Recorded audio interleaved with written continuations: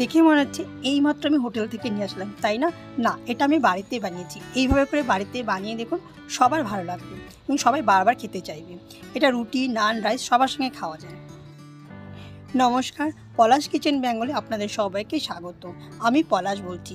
আজকে আমি আপনাদের সঙ্গে শেয়ার করব মটকা হরিয়ালি দম আলু।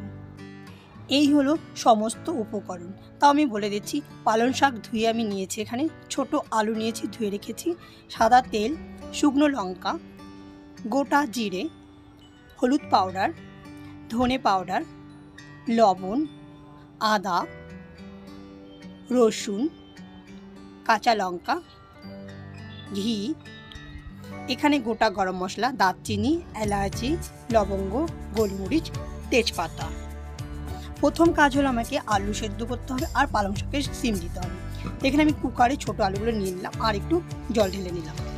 এখানে দেব ছোট 1 চামচের মতো হলুদ আর লবণ দিয়ে কুকারে একটা সিটি দিয়ে আলুটাকে নামিয়ে রাখবো। আর জল, হলুদ, লবণ সব দেওয়া হলো, কুকারে ঢাকনা লাগিয়ে গ্যাস এবার বসিয়ে দিলাম। পাশের চুলাটা খালি আছে, ওখানে আমি পালং শাক স্টিম দিয়ে নেব 2 থেকে 3 মিনিটের জন্য। এখানে জল দিয়ে নিয়েছি কড়াইতে, এবার পালং শাকগুলো দেবো, হালকা করে স্টিম দিয়ে তুলে নেব। পালং শাকের সবুজ রঙটা ধরার জন্য আপনাকে এখানে স্টিম দিয়ে ঠান্ডা জলে চুবিয়ে রাখতে হবে। যখন ঠান্ডা হয়ে যাবে তুলে মিক্সার গ্রাইন্ডারে করলেই সবুজ রঙটা থাকবে। এখানে আমার কুকারে সিটি পড়ে গেছে, এবার এটাকে ঠান্ডা হতে দেবো। যখন ঠান্ডা হয়ে যাবে আলুগুলো ছুলে নেব। আলুটা ঠান্ডা, ততক্ষণে আদা রসুনের পেস্ট তৈরি করে নিই। মিক্সার জারে রসুন, আদা আর কাঁচা লঙ্কা একটু জল দিয়ে একটা পেস্ট তৈরি করে নেব। এই দেখুন আমার পেস্ট তৈরি হয়ে গেছে। ওইদিকে পালং শাকটা ঠান্ডা হয়ে গেছে, ওটাকেও পেস্ট তৈরি করে নেব। মিক্সার জারে দেবো, ঢাকনা লাগাবো, ঘুরিয়ে নেব। এই দেখুন পালং শাকের পেস্ট তৈরি। এবার আলুগুলোকে ছুলতে হবে। আলুটা ঠান্ডা হয়ে গেছে, তো এইভাবে করে আমি আলুগুলো ছুলে নিয়েছি। এবার আলুগুলোকে ভাজতে হবে। তো গ্যাস অন করে কড়াইটা গরম করে নেব। কড়াই গরম হয়ে গেছে, বড় 1 চামচ ঘি দেবো। সেদ্ধ করা আলুগুলো ঢেলে ভেজে তুলে নেব। আলু ভাজা হয়ে গেছে, এবার একটা প্লেটে তুলে নেব। ওই কড়াইতে একটু সাদা তেল দেব, ও 2 চামচের মতো সাদা তেল দেব। তেল গরম হয়ে গেছে, এবার গোটা গরম মশলাগুলো ঢেলে দেব। এবার আদা পেস্টটা দিয়ে দেবো, একটু হালকা করে কষে নেব। একটু জল দেব, ছোট 1 চামচ হলুদ পাউডার, ছোট 1 চামচ ধনে পাউডার, একটু জল দেব, লবণ দেব স্বাদ অনুসার। মশলাটাকে কষে নেব। যখন মশলা থেকে তেল ছেড়ে দেবে তখন পেস্ট হওয়া পালং শাকটাকে ঢেলে দেব।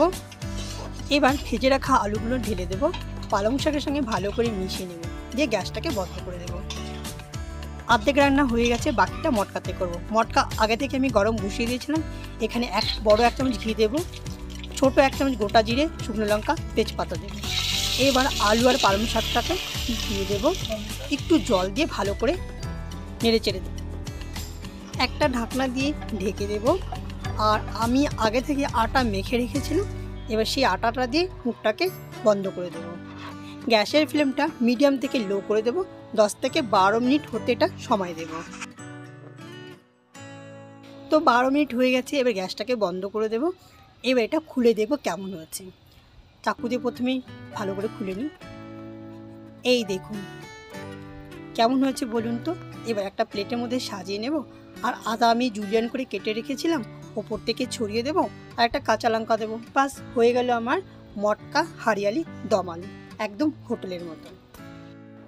আজকের রেসিপিটা যদি আপনাদের ভালো লাগে তাহলে প্লিজ আমার চ্যানেলটা লাইক, শেয়ার, সাবস্ক্রাইব করবেন। আবার আপনাদের সঙ্গে দেখা হবে নতুন একটা রেসিপি নিয়ে পরবর্তী ভিডিওতে। পুরো ভিডিও দেখার জন্য আপনাদের অসংখ্য ধন্যবাদ। ওকে ফ্রেন্ড, টাটা।